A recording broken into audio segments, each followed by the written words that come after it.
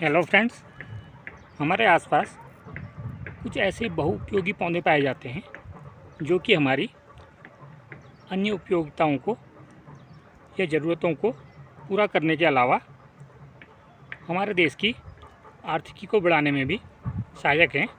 जी हाँ, क्योंकि ये पौधे या पेड़ लघु और कुटीर उद्योगों को बढ़ावा देकर स्वरोजगार को बढ़ाने में भी सहायक सिद्ध हो रहे हैं और पुराने काल से ही इनका इस्तेमाल किया जा रहा है।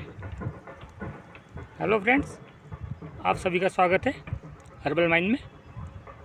तो फ्रेंड्स, जैसे कि आप लोग जानते हैं कि हम हमेशा ही एक प्लांट को लेकर उपस्थित होते हैं। तो फ्रेंड्स, आज हम एक ऐसे पेड़ की बात करेंगे जो कि हमारे देश के पहाड़ी राज्यों की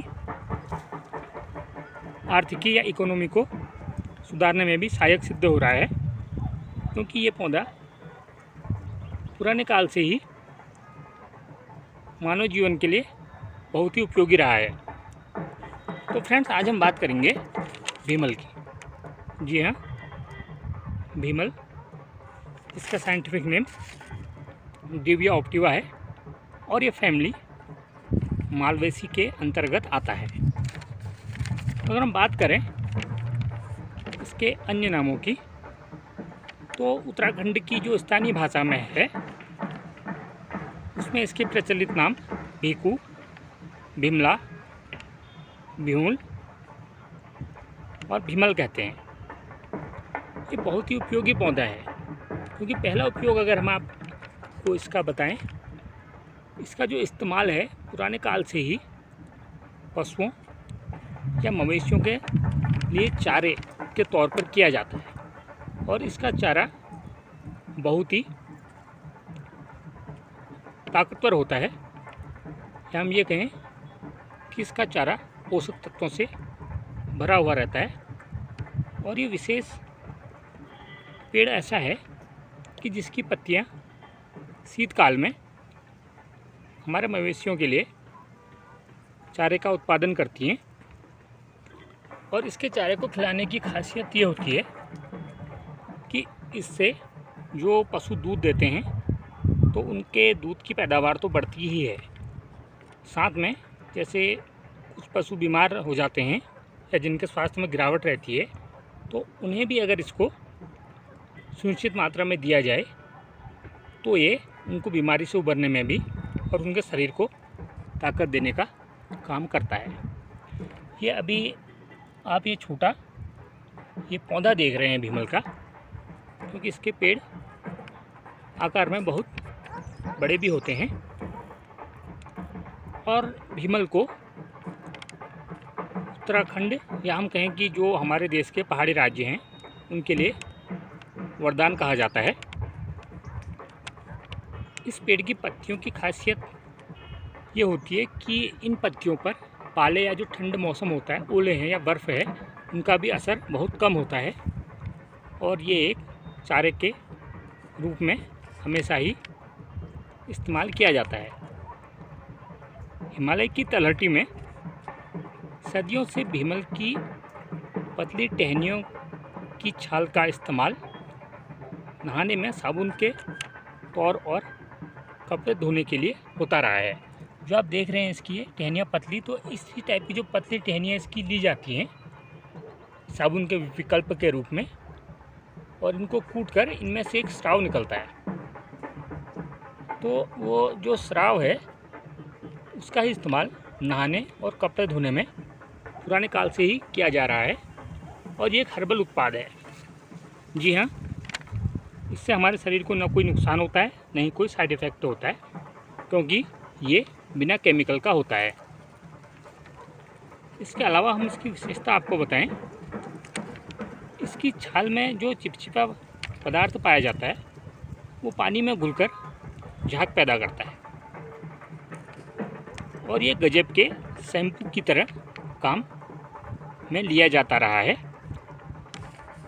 और इसकी विशेष बात हम आपको बताएं कि इसकी जो टहनियाँ हैं उनसे रेशा भी प्राप्त किया जाता है जो कि बेहद मजबूत होता है और जिससे कि पुराने समय से ही रस्सियाँ, चटाई और बस्ते और अन्य सजावटी सामग्रियाँ बनाई जाती हैं, क्योंकि इसका रेशा इको फ्रेंडली भी है। और जो इसकी विधि होती है इसके रेशे को निकालने की, वो जूट की तरह ही होती है। जिस तरीके से जूट का रेशा अलग किया जाता है, तो अभी हम इसकी जो प्रोसेस होती है रेशा निकालने की विधि, वो भी हम आपको बताएंगे। और विशेषतर जो इसका पेड़ होता है, ये पेड़ तराई से 200 मीटर तक की ऊंचाई पर पाया जाता है। इस पेड़ के फल जो होते हैं वो भी बहुत ही ताकतवर और सेहत के लिए अच्छे माने जाते हैं, क्योंकि इनमें पौष्टिक तत्व होते हैं और पकने के बाद इसके फल नीले और बैंगनी रंग के हो जाते हैं और स्वाद में मीठे होते हैं, जिन्हें कि पुराने समय से ही हमारे जो ग्रामीण अंचल के लोग हैं वो, और उसके साथ साथ पशु पक्षी और छोटे बच्चे और जो अपने मवेशियों को चराने के काम करते हैं या जो चरवाहे वर्ग से आते हैं, वो बहुत ही शौक से खाते हैं। भारत में उत्तराखंड, हिमाचल, जम्मू कश्मीर, सिक्किम, मिजोरम और असम में ये पेड़ बहुतायत से पाया जाता है। इसके अलावा हमारे पड़ोसी देश नेपाल, पाकिस्तान और बांग्लादेश, तिब्बत, चीन और नेपाल में भी ये बहुतायत से उगता है। तो फ्रेंड्स, ये आप देख रहे हैं भीमल का पेड़। तो इसकी जो ये कच्ची टहनियाँ होती हैं, ज़्यादातर इनका ही जो इस्तेमाल होता है, इनको कूटकर नहाने और शैम्पू बनाने के लिए किया जाता है।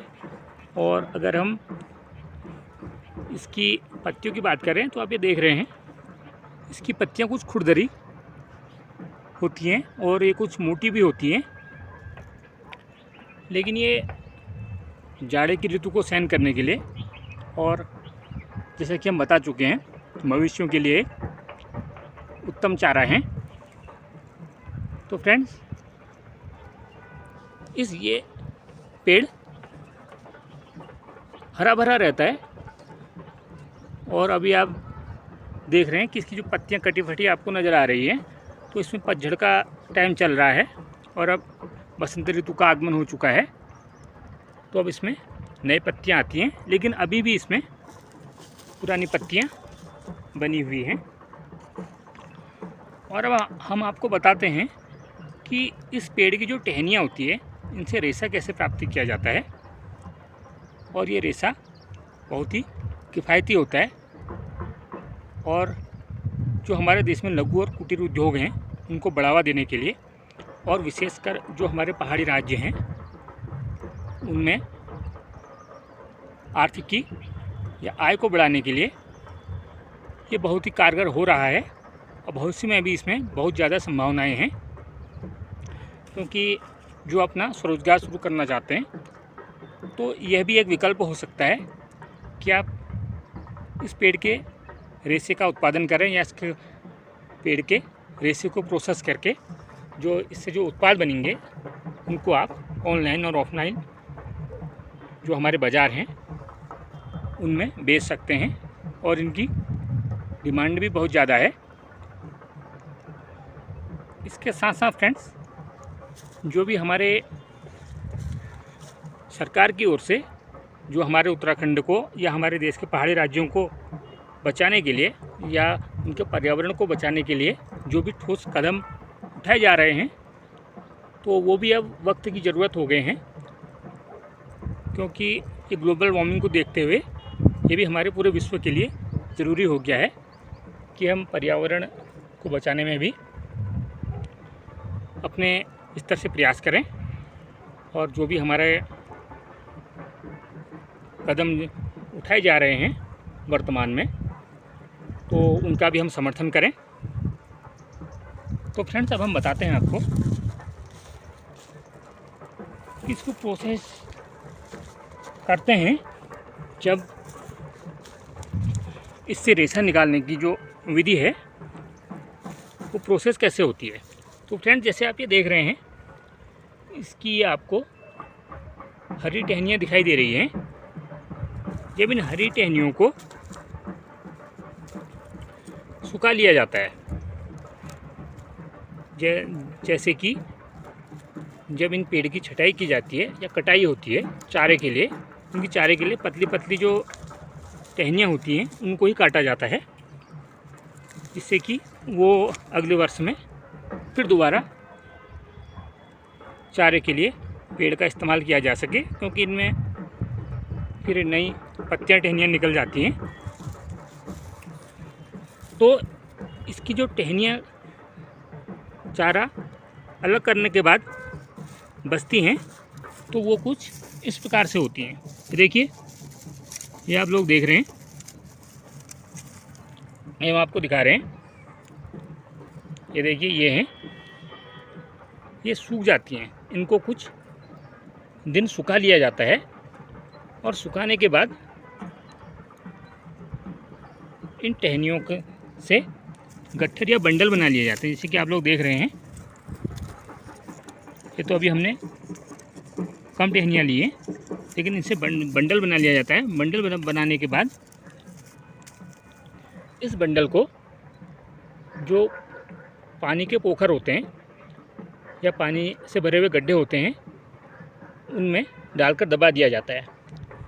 दबाने से एक प्रोसेस होती है जिससे कि इन टहनियों में से रेशा अलग हो जाता है और जो इसके अंदर की लकड़ी है वो अलग हो जाती है।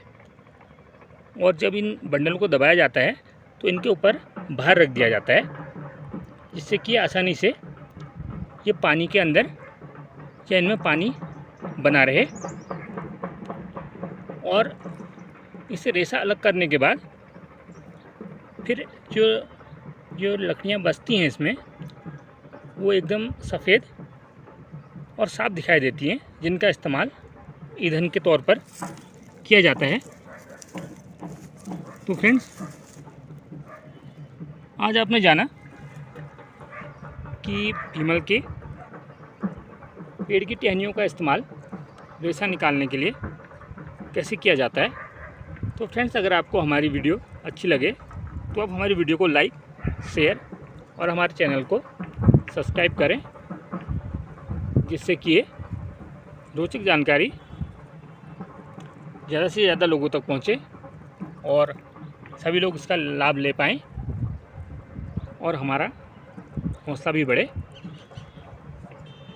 चैनल में बने रहने के लिए और वीडियो में विजिट करने के लिए आप सभी को थैंक्स।